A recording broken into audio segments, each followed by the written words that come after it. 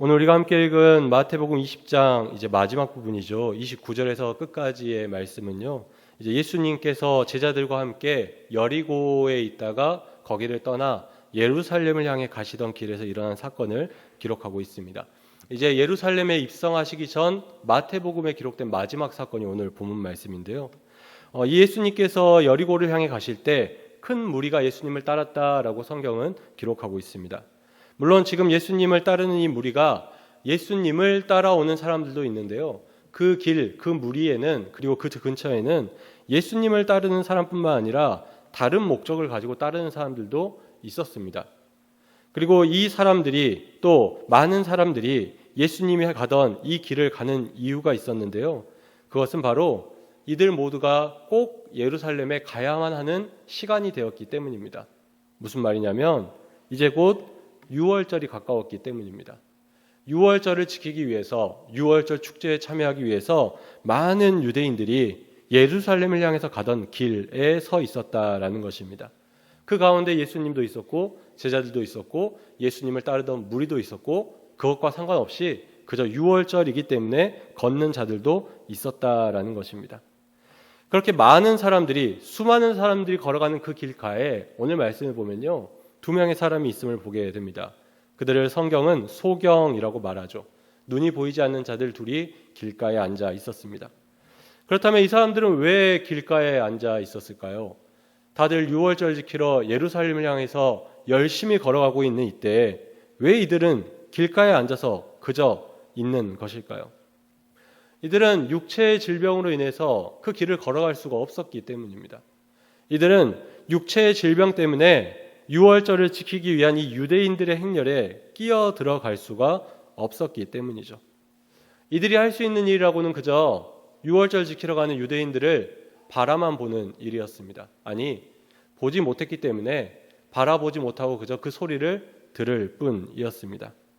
즉, 눈이 보이지 않는다라는 그들의 육체적 질병이 지금은 이 사회에 많은 사람들이 함께하는 이 순간에 참여하지 못하는 소외받는 이유가 되어버린 것입니다. 생각해보면 지금 이 사람들의 마음이 얼마나 비참했을까라는 생각을 해보게 됩니다. 얼마나 그들의 마음이 씁쓸했을지 생각해보게 됩니다. 수많은 사람들이 지나가는 것을 그저 귀로 듣기만 하면서 그들의 마음이 얼마나 외롭고 쓸쓸했을까라는 생각을 해봅니다. 물론 여러분 중에 이런 생각을 하는 분이 있을 수도 있습니다.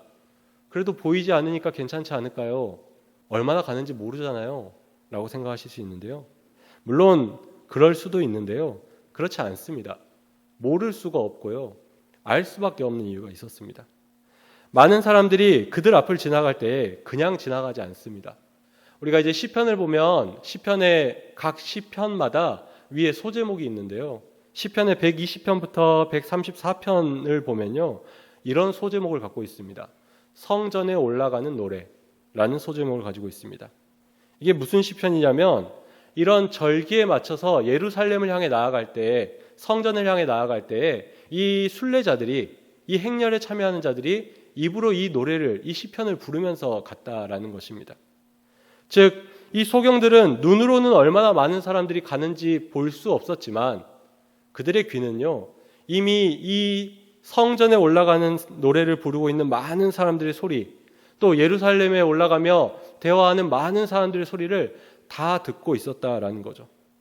차라리 모르면 괜찮을 수 있는데 모를 수 없는 상황 가운데 여전히 소외받고 있는 이 소경들이었다라는 것입니다. 그런데 이날은 조금 특별했던 것 같습니다.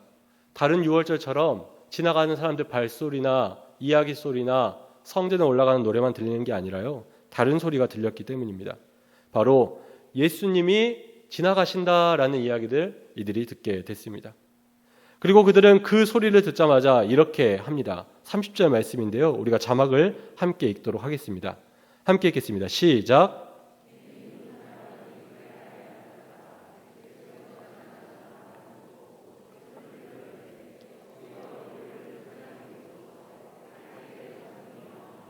아멘. 이 맹인들은요, 예수님이 지나간다라는 소리를 듣자마자 한치의 의심도 하지 않고 즉시 소리를 지릅니다. 예수님을 향해서 소리 지릅니다. 자신들을 불쌍히 여겨달라라고 소리 지르는 모습을 볼 수 있습니다. 그런데 참 재밌지 않습니까? 다른 말도 아니고 왜 굳이 불쌍히 여겨달라라고 이들이 말할까요? 그것은 이 유대인들에게 있어서 하나님의 구원이 어떻게 임하느냐라는 것에 대한 그들의 이해를 통해 알 수가 있습니다. 하나님께서 인간을 구원하시는 이유는요, 인간이 잘나서나 인간이 어떤 업적을 세워서 구원하는 게 아니라 긍휼 때문에 구원해 주신다라는 겁니다. 하나님께서 인간에게 자비를 베푸시고 긍휼을 베푸시고자 하는 그 마음이 있기 때문에 구원이 임하게 된다라는 거죠. 그래서 그 자비와 긍휼을 얻기 위해서 하나님께 무엇을 구해야 되냐? 나를 불쌍히 여겨달라라고 요청하는 게 유대인들의 모습이었다라는 거죠. 그래서 이들이 지금 이렇게 말하는 겁니다. 돈 주세요, 눈뜨게 해주세요 라고 먼저 말하지 않고요, 나를 불쌍히 여겨주십시오. 무슨 말이냐면 나를 향한 구원을 시작해 주십시오 라는 그들의 요청이 들리게 됩니다. 예수님을 향해서 이렇게 나를 불쌍히 여겨달라라고 자신의 자존심을 버리면서 크게 외쳤는데요, 그들이 겪는 현실은 여전히 참혹한 것을 볼 수 있습니다. 아무도 그들을 불쌍히 여기지 않습니다. 심지어 어떤 이들은요, 이들을 불쌍히 여기기는커녕 자비를 구하는 이 맹인들에게 꾸짖는 모습을 볼 수 있습니다. 그 사람들이 누구냐면 예수님을 따르던 무리에 속한 사람들이었습니다.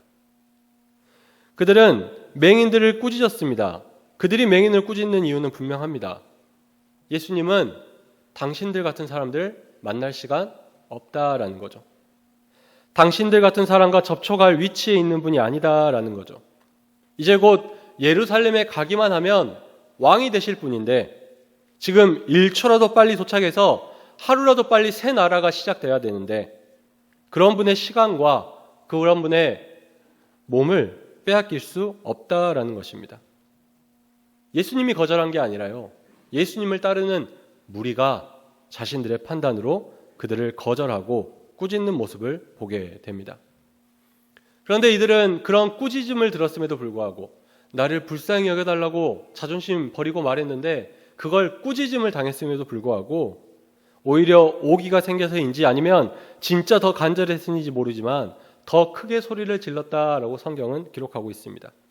예수님을 만나기 위해서 예수님께 그 소리가 들리길 바라는 마음을 다 담아서 전력 투구하는 것을 보게 됩니다. 그리고 그때 예수님께서 그 소리를 결국 들으시게 되죠. 그리고 예수님께서 멈춰서서 그들 앞에 오시는 것을 볼 수가 있습니다. 그렇다면 예수님은 왜 멈춰서서 그들에게 가셨을까요? 그 이유가 한 가지 있는데요. 지난주 말씀이지만 우리가 오늘 본문 앞에 있는 28절 말씀을 자막을 통해서 함께 읽도록 하겠습니다. 함께 읽겠습니다. 시작.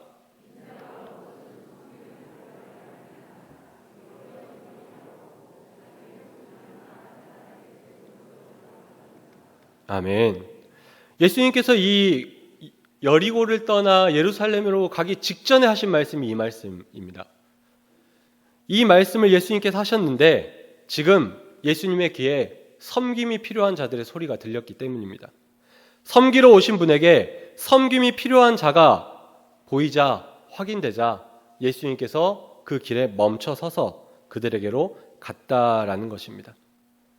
지금 그 무리에서 누구보다 높은 분으로 인정받는 그분이, 누구보다 바쁘시고 누구보다 할 일이 많아 보이는 그분이 지금 이곳에서 가장 낮은 곳에 위치한, 아니 이 길에 포함되지도 않는 길가에 앉아있는 소경들에게 섬기기 위해서 무엇을 섬길지 찾으러 그에게 가고 있다라는 것입니다.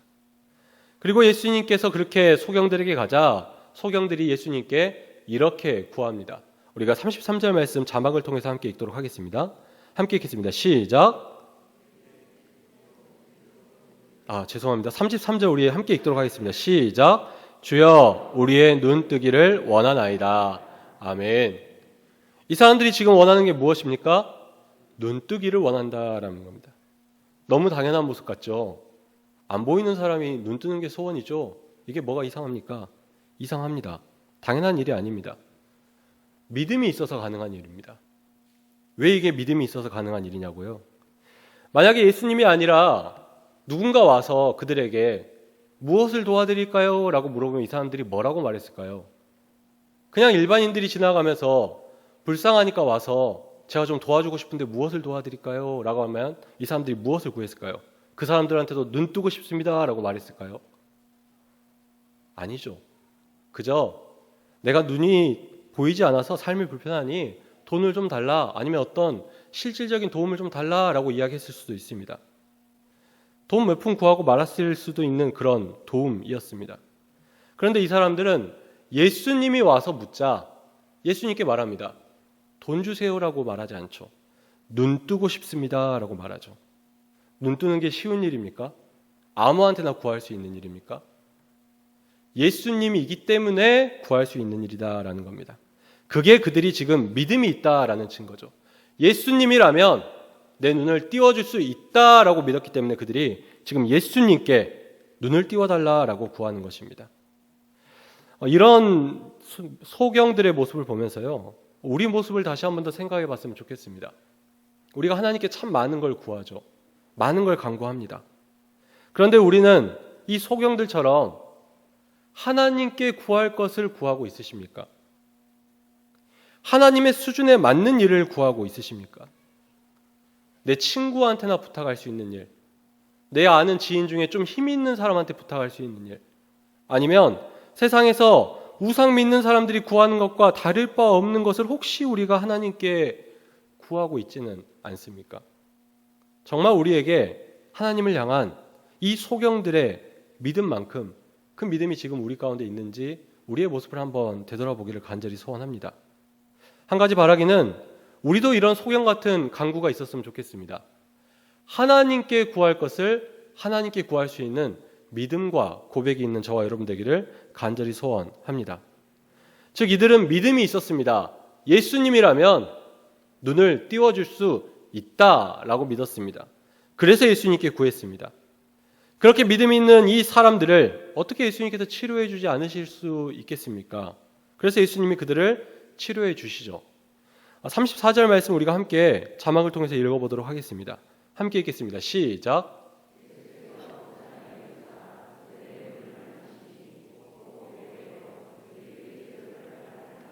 아멘.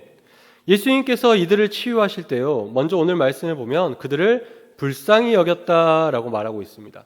이걸 원어적인 표현으로 보면 긍휼히 여겼다라고 표현하고 있습니다. 불쌍히 여기고 긍휼히 여겼다. 아까 불쌍히 여겨달라라고 말했잖아요. 그랬더니 예수님이 불쌍히 여겨주신 거죠. 긍휼히 여겨주신 겁니다. 그래서 그들을 치유해 주십니다. 특별히 예수님께서 이들을 긍휼히 여겨주셨다라는 그 증거가 있는데요. 그것은 바로 예수님께서 직접 손을 얹어 눈을 만져 치유해 주셨다라는 겁니다. 또 당연한 질문처럼 들리겠지만 예수님께서 손으로 치유해 주시는 게 흔한 일이죠? 아닙니다. 예수님께서 물론 손을 얹어 치유해 주신 분도 있지만 그렇지 않은 사람들도 많이 있거든요. 다른 말로 하면 예수님께서 꼭 손을 얹어야지만 질병을 치유할 수 있는 분이 아니다라는 걸 우리는 잘 알고 있습니다. 그런데 예수님께서 손을 얹어 치유해 주셨다라는 거죠. 당연하지 않습니다. 사실 이게 당연하지 않은 모습을 우리가 우리 삶에서도 많이 경험합니다. 종종 우리가 큰 질병에 걸리거나 심각한 질병에 걸리면 좋은 병원, 좋은 의사, 저 위쪽에 있는 병원으로 많이 가게 되죠. 병원 가려고 새벽부터 차 타고 몇 시간을 운전해서 올라가서 몇 시간을 기다려서 검사받고 그날 진료 결과 받으면 참 좋겠는데 다음 주에 오라 그래서 또 몇 시간을 내려왔다가 또 다음 주에 몇 시간이 걸려서 올라가서 진료를 받습니다. 일주일 동안 한 열 몇 시간을 썼잖아요. 이 진료를 위해서. 그러면 의사 선생님이 한 1시간 정도 설명해 주시나요? 아니죠. 뉴스 보니까요. 대형 병원, 가장 높은 등급에 있는 병원들, 특히 바쁜 의사 선생님들 평균 진료 시간이 3분이라고 합니다. 수십 시간이 걸려서 진료를 받았는데요. 검사를 받았는데 의사 선생님 만나는 시간 3분입니다. 여러분 그런 경험 있으실 텐데 여러분 그런 경험하고 나서 이렇게 말하시는 분 있습니까? 아이고 의사 선생님이 내가 아프니까 내가 피곤할까 봐 나를 긍휼히 여겨서 불쌍히 여겨서 빨리빨리 집에 가라고 집에 가서 쉬라고 역시 좋은 분이시네. 실력만 좋은 게 아니라 인성도 넘치고 사랑도 넘치고 은혜가 넘치는 분이네. 이렇게 말하는 분 있으십니까? 아니면 무슨 의사가 이렇게 정이 없어. 내가 몇 시간을 투자했는데 성의가 없네. 이걸 설명이라고 하는 거야? 불친절한데? 다른 병원 갈까? 여러분은 어디에 속하십니까? 진료 시간이 짧다고 해서 병이 치료를 받지 못합니까? 아닙니다. 치료받습니다. 그런데 우리는 그런 짧은 진료 시간을 경험할 때 내가 긍휼히 여겼다, 내가 사랑을 받았다, 내가 불쌍히 여김 받았다라는 생각을 하지는 않죠. 그런데 예수님은 달랐습니다. 예수님이 아까 말한 것처럼 말 한마디로도 치유하실 수 있는 분입니다. 능력이 없는 게 아니죠. 할 수 없는 게 아닙니다. 그런데 예수님께서는 이 소경들의 눈에다가 손을 직접 대십니다. 그들이 특별해서입니까? 아닙니다. 긍휼히 여기셨기 때문입니다. 사랑했기 때문입니다. 그렇기 때문에 그들에게 굳이 일부러 억지로 멈춰서서 그들의 필요를 물으시고 손으로 눈을 만져 치유해 주셨다라는 것입니다. 곧 그들을 향한 예수님의 긍휼과 사랑을 행동으로, 삶으로 보여주셨다라는 것이죠. 얼마나 사랑이 넘치는 모습입니까? 그 바쁘신 예수님이, 그 능력 많으신 예수님이 굳이 그들에게 손을 얹어 치유하신 이 모습, 예수님의 사랑이 예수님의 말씀 그대로 섬겨주시는 모습을 통해 나타났다라는 것입니다. 그렇게 예수님의 사랑과 섬김을 받은 소경들은 눈을 뜨게 됩니다. 그리고 말씀을 보니까 이들은 예수님을 쫓았다라고 말하고 있습니다.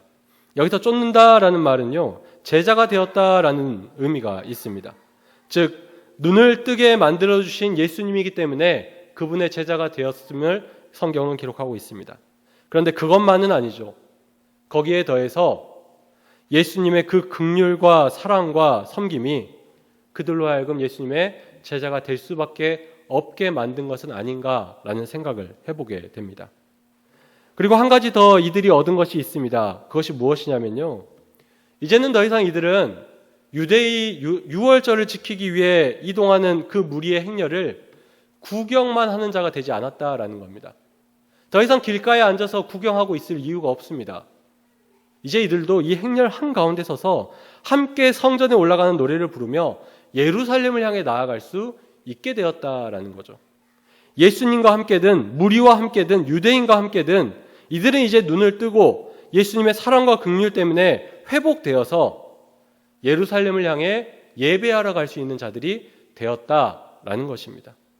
아마 이들에게는 이것이 큰 기쁨이 아니었을까라는 생각을 해보게 됩니다.